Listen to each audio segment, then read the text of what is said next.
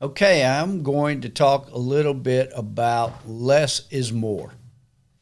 So when I first described less is more, it was in reference to treating individuals with extreme degrees of hair loss.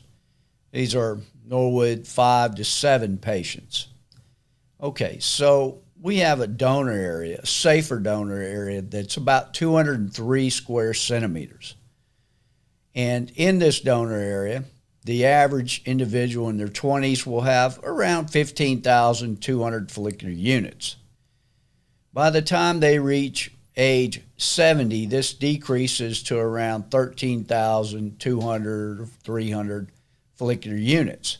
So the donor area is not constant. It does decrease over time. And for this reason, we're a little bit limited in how much surface area we can treat. So the average individual who becomes a Norwood Class 5 will lose somewhere between 150 and 180 square centimeters of hair loss. But if you only have 203 square centimeters of donor area, that means that you can do a good job treating someone up to around 100 square centimeters. And that means a Norwood 3 vertex. Once you go beyond that, we oftentimes need to venture outside the traditional safe donor area for grafting, or we have to move into other locations. And of course, once you become a Norwood 6, you can exceed 200 to 225 square centimeters, and I have patients with over 250 square centimeters of hair loss. Now, if you assume that the average individual will have about 80 follicular units per square centimeter, and we need roughly about half of that to look full, the math just doesn't work for Norwood 6s and 7s. And so for this reason, we came up with the less is more. And so the less is more is more or less a lower density to where you cut the hair shorter and it looks like you have a 5 o'clock shadow. Now, a beard, for example, has about 20 to 30 hairs per square centimeter. That's way under what you have in your donor area in your scalp, which is around 220 hairs per square centimeter and roughly about 80 follicular units per square centimeter. So you can get a 5 o'clock shadow on the beard with 20 to 30 hairs per square centimeter. Now, these hairs are coarser and they tend to be quite wavy, but you do get a 5 o'clock shadow. And you can accomplish the same scenario in a less is more distribution of grafts, which would be around 20 to 30 grafts per square centimeter. Now, you want the density to be symmetrical. In other words, you don't want too high a density in the frontal hairline, because if you weight the grafts too much in one location, it will draw attention to this location. So you have to be more symmetrical in the distribution of the grafts. And that's part of the less is more concept. You also want to minimize the size of the grafts. Optimally, they would be 2 hair grafts, sometimes 1 hair grafts. And you don't really want as many 3 hair grafts unless you have someone who has finer hair. And that's because these grafts, when the hair is coarse, it can stand out. And so individuals with coarser hair are better candidates for full coverage, but they're not as good a candidate for the less is more phenomenon. Now, you can supplement the scalp hair grafts with body hair, which you can take off the beard, and you can also do it from other sources like the chest. Now, if you take other sources, you want to do a test to see how well they grow, because not everyone grows chest hair well. For example, I had a patient today who is a Norwood 6 moving to a 7, and we moved around 29 chest hair grafts into his bald crown, and they grew. So now we know he's a good candidate to supplement anything we have to do with chest hair.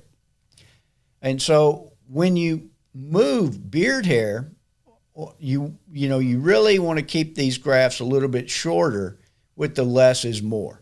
And you can obviously supplement some of this with scalp micropigmentation.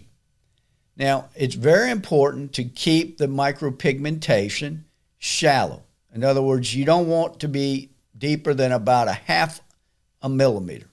So when you stay about 0.5 millimeters deep, you'll be in the outer dermis, the more peripheral dermis, and that will help keep these micropigmented dots from expanding or spreading. And that's what you get with a tattoo. You get a spread out pigment from the tattoo. And obviously we don't want to create a tattoo on the scalp. We want a micropigmentation so that it looks like a follicle that's been shaved. And it's an excellent way to go in between the less is more grafting and also a symmetrical pattern to make the individual look like they have more hair. It's very important to match the color of the pigment to the individual's skin and hair color. So individuals with darker skin, you use a little darker pigment. Individuals with white hair, you have to be much lighter with the color of the pigment. Now, the pigment is going to fade over time, and you may have to add more at a later date. And you also can add more of these micropigmentation in a subsequent session to improve the overall coverage appearance of the 5 o'clock shadow. Now, you also, you want to be symmetrical in the way you do this. You don't want to put it in one area and not another. It's also important to recognize that after you do the micropigmentation, you really need to minimize your exercise or anything that's going to increase blood flow to the scalp, because increasing blood flow to the scalp will help carry this pigment away. That means you don't want to exercise, you don't want to be in a sauna or a hot tub for about 21 to 30 days. Now, but it's a great way to improve your overall coverage to do the micropigmentation. So, less is more has become slightly different today. And that's largely due to the excessive number of grafts that are recommended by numerous clinics, especially in Turkey. I see patients all the time who they tell me that someone recommended they needed 2,000 grafts, or they needed 5,000 grafts, or 3,000 grafts. And I look at them and go, you don't need that much. You maybe need 1,500 grafts. You can sometimes get a great result with 1,200 grafts. You don't have to hit these large graft counts. So what's going on a lot of times is individuals think that they need a certain number of grafts, and it's really more important to know how many do you really need. And unfortunately, many patients are not getting that honest assessment. It's very unethical. So what's happening is you have all kinds of clinics out there today who are charging a lot less money per graft, and then they double the number of grafts they believe you need. It doesn't mean they're going to do that many grafts, because I see it all the time where patients go somewhere, they're told they need 3,000, 4,000 grafts. They come back, they've maybe got 2,000 grafts growing. Their donor area looks like they harvested, 5,000 or 6,000 grafts. That means they destroyed much of the donor area trying to get out 2,000 grafts. And that's because most of these clinics that quote very high numbers don't have very talented staffs. And so they're producing very poor quality work. And not only that, they're building hairlines that are too low, they're broad, they're Asian in appearance, they're not Caucasian in appearance, And essentially, they're turning individuals into cosmetic cripples by overharvesting their donor area and creating a hair transplant that's very unnatural in appearance and location. So it's very important to recognize that if we perform the procedure properly and we strategically place the grafts, I almost always get better coverage than other doctors. And the reason is I've been at this a long time. I know what's going to work. I know what you need. I'm not going to quote you something that you don't need, and I'm not going to attempt to do more than is going to be useful to you. So I sometimes have patients who come in and they want me to put hair in an area that is full. And I'll tell them, look, I can put it there, but it's a waste of your money because you're not going to look any different. So don't do it. And save it. If we lose it down the road, we'll take care of it. But right now, you don't need it. So we want to preserve your donor area because it's finite. You know, you can't go down to the store and buy more donor area. You know, if you break a board when you're, doing a reconstruction on your house or you're building something in your backyard, you can go down to Home Depot and buy more lumber. But you can't buy more donor area. So it's finite, and we need to be precise in what we do. We need to avoid overharvesting, and we only need to do what you need. And so less is more if you perform it properly.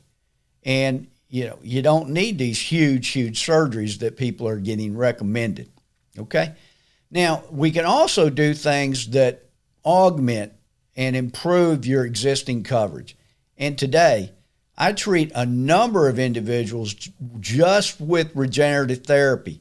We wind up not even having to graft these individuals. So if I can catch their hair loss early enough, I can reverse it.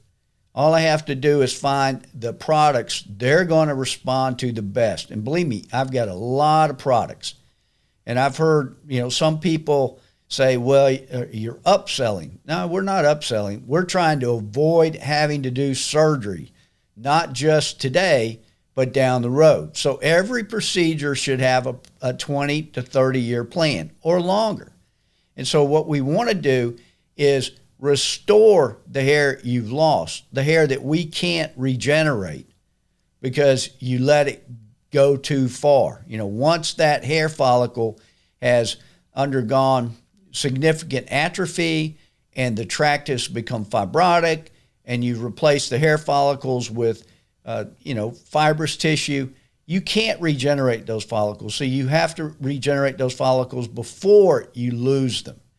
And we have excellent products for that. We have high density PRP. We've got really good exosome products. We've got adipose-derived mesenchymal stem cells. We've got stromal vascular fraction. We got all kinds of biologics we can use in addition to pharmaceuticals. And some people like pharmaceuticals, and some people do not want to be on a pharmaceutical. So the true mark in excellence is to create a very natural result, not to just do a large surgery, but to do what you need to get you looking good. And, if you've got the experience as a hair restoration surgeon, you can accomplish that with a lot less. So less is more is not just focusing today on, giving someone that 5 o'clock shadow who's not really a great candidate for a hair transplant, but we can make them look like they have hair.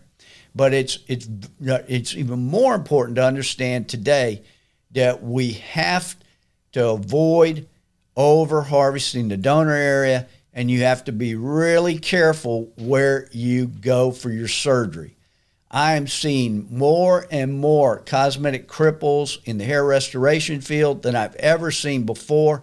And the difference today is we oftentimes don't have a solution, and that is because the donor area has been destroyed.